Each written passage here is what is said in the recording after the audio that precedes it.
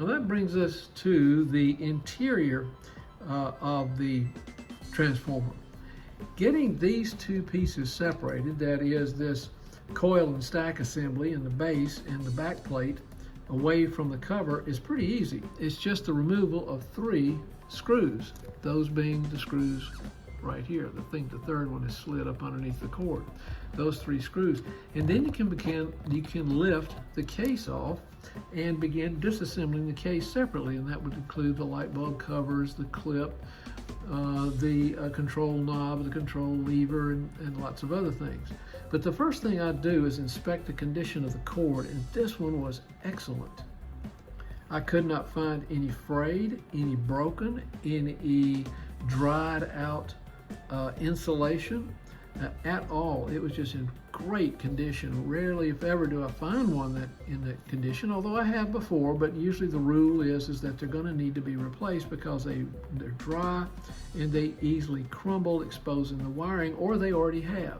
But this one was okay, so all I did was wash it very carefully and then coat it in CRC 226, allow it to cure for a couple of days, and it's very, very pliable and very attractive.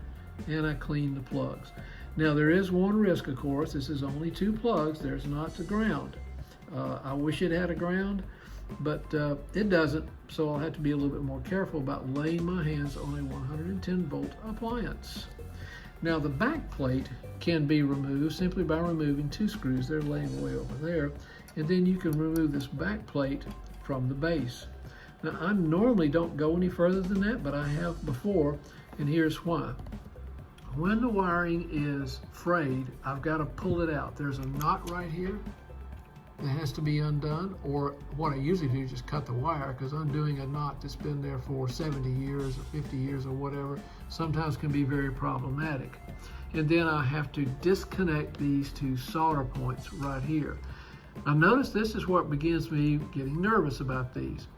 Look at these 2 points of connection for 110 volts going directly to these uncovered, unprotected contact points inside of the transformer. Notice that they're protected from the base plate, the metal base plate, only by this insulated paper or board right there. And that's it. And when I have rebuilt these, I have carefully, under consultation, reconnected these wires physically, stripped them, reconnected them physically, and this is, of course, with new cord I obtained from a big box home improvement store, and a plug. I reconnect them carefully, noting not to do any damage to anything above or below, but they do require a good bit of heat to put these solder points on there, and you don't want gigantic blobs of solder on here because that's going to be a point of resistance and heat. Also, when and where needed, I have removed this back plate. Now that's done by a couple of wires that feed into this, so you're going to have more soldering to do, but I didn't see any need to do that with this one because the circuit breaker, and by the way, that's the reason that this is called a 15B. The B stands for, it has a circuit breaker. The circuit breaker is right there. That's that little metal device right here. And of course, the first thing I do when I'm going to assemble this, I'm going to test it by shorting out the transformer and making sure I get the pop and the red light comes on. But it's intact. It looks to be fine. It looks to be operative. So I'm going to leave the back plate on and attached, but it can be removed fairly easily once the power cord is off, and then you just got a couple of solder points that go primarily to the bulb to take those off, and then solder points and connections that go, of course, to these posts right here. As part of the nomenclature of this portion of the transformer, they got the base screws right here. They've all been cleaned and polished. Bayonet light bulbs, I think these are 18 volt bayonet light bulbs. And then the base screws are these, as I pointed out previously. And then there's 2 screws that hold the back plate on. And then of course the terminal nuts, which are right here. And I cleaned them very thoroughly and I cleaned this post very thoroughly, as well as this nut which by the way can be undone and taken the whole thing apart if you want to, if you think it's necessary for cleanliness or replacement or whatever. But I make sure that the face of these and all their connection points are really clean. I will coat this post in CRC 226 as well as the face of this nut and the face of the terminal nut to ensure good electrical performance and a little bit of preservation, which hopefully will hold down corrosion and any oxidation on those in the future. And usually the last thing I'll do, and not the least important, but maybe the last, is to inspect underneath the base plate between these two plates to make sure there's no obstructions, nothing has fallen in there that could possibly produce a short or do anything. As a matter of fact, I've taken these out altogether before, but they can be released by these two long screws right here that go all the way to the base plate. What I do in case I don't have to remove these, and you can see this one's in really good condition. Now it has been cleaned. I've cleaned it. Everything in here was coated pretty good with carbon dust. What I do spend a good bit of time on is the top of this coil and stack assembly. This one was absolutely covered with carbon dust, and it had large, thick carbon marks right here on each end plate. I'm only going to point to this one, but the other one over there was the same way. The carbon wheel is in good enough condition to continue to be used because it's got good distance, separates from the coil, but then it's got plenty of life, I think, left in it. I do keep these carbon wheels in stock.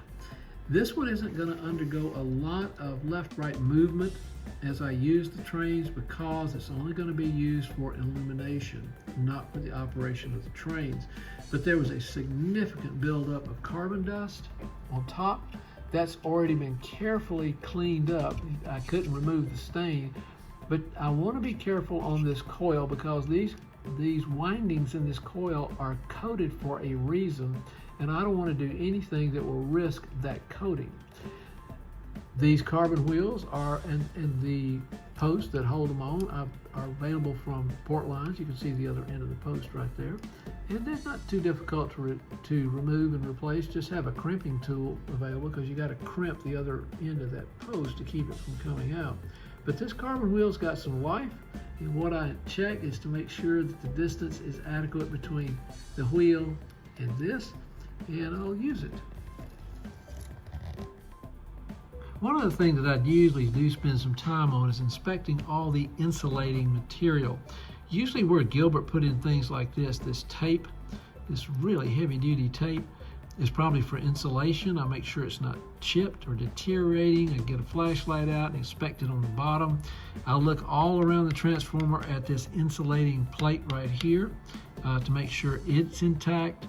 And I'll look for things like this board right here, to make sure it is intact and hasn't begun to deteriorate or chip, to double check all points of insulation.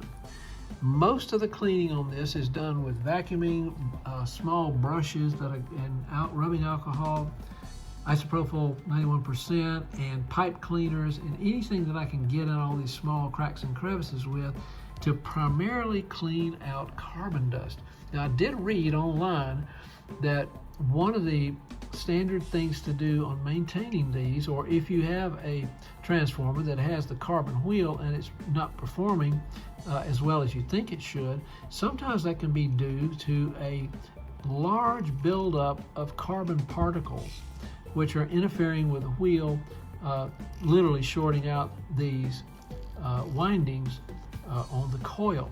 So it is important, it is worth visiting every once in a while, especially if one's never been open, to see what kind of dirt, dust, and particularly carbon dust is on top of that coil and starting to accumulate. And you never know, it might, as that article said, it might interfere with the wheel and its operation.